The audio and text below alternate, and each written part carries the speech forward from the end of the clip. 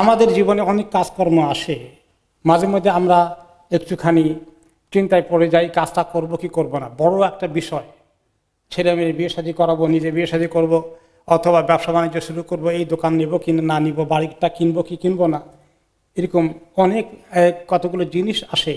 ভালো মন্দ ঠিক মতো বুঝে সিদ্ধান্ত নেওয়া কঠিন হয়ে যায়।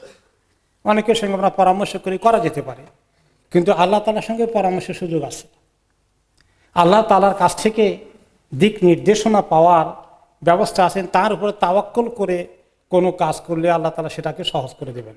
আল্লাহ তাআলা নবী করিম সাল্লাল্লাহু আলাইহি ওয়াসাল্লামকে দিয়ে আমাদের কাছে সুন্দর একটি ইস্তেখারার সুন্দর তরিকা দিয়েছেন, একটি সুন্দর দোয়া, এবং তার আগে 2 রাকাত নফল নামাজ পড়ে আল্লাহর কাছে এই দোয়াটা করে সিদ্ধান্ত নিলে আল্লাহ তাআলা আমাদেরকে এক ধরনের গাইড করবেন। আর অন্তত পক্ষে আমরা ইস্তেখারা করে সুন্নতকে আমল করে আমরা একটা সিদ্ধান্তে পৌঁছতে পারবো। এবং যদি সিদ্ধান্ত পরবর্তী পর্যায়ে কোনো অসুবিধা হয়ে যায়, তারপরে আমরা নিজেকে এত দোষী সাব্যস্ত করব না।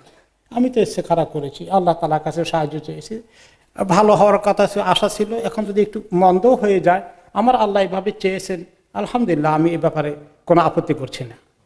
আর আশা করা যায় যে আল্লাহ তাআলা আমাকে ভালো গাইডও করবেন। এই জন্য নবী করিম সাল্লাল্লাহু আলাইহি ওয়াসাল্লাম সাহাবাদেরকে ইস্তেখারা লম্বা দোয়াটাকে এমনভাবে শিখাতেন, মুখস্থ করাতেন, যেভাবে তিনি কোরআনের সূরা মুখস্থ করাতেন, সাহাবায়ে কেরাম বলেন। এবং সেই দোয়াটা আপনারা পাবেন হিসনুল মুসলিমের মধ্যে কি সুন্দর করে লেখা আছে যে, আল্লাহ আপনি সব কিছু জানেন, আমি তো জানি না, সব খায়ের আপনার হাতে, আমার হাতে কোনো খায়ের নাই, সমস্ত কুদরত আপনার হাতে, ক্ষমতা আপনার হাতে।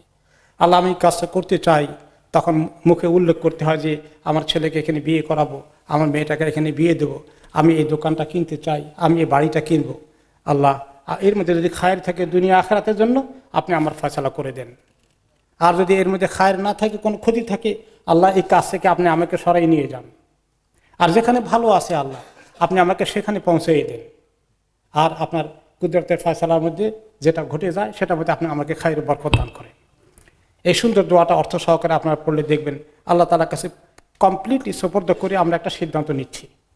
এবং তরিকাটা হলো 2 রাকাত নামাজ, এই নফল নামাজ, সাধারণ নফল নামাজ যেভাবে পড়ি, যে কোনো সূরা আপনি পছন্দ করেন, একটু মনোযোগ দিয়ে, তারপরে আর যখন আমরা নামাজ শেষ করব, কোনো ওলামায়ে কেরাম বলেছেন নামাজের ভিতরেই সেই দোয়াটা পড়া যায়।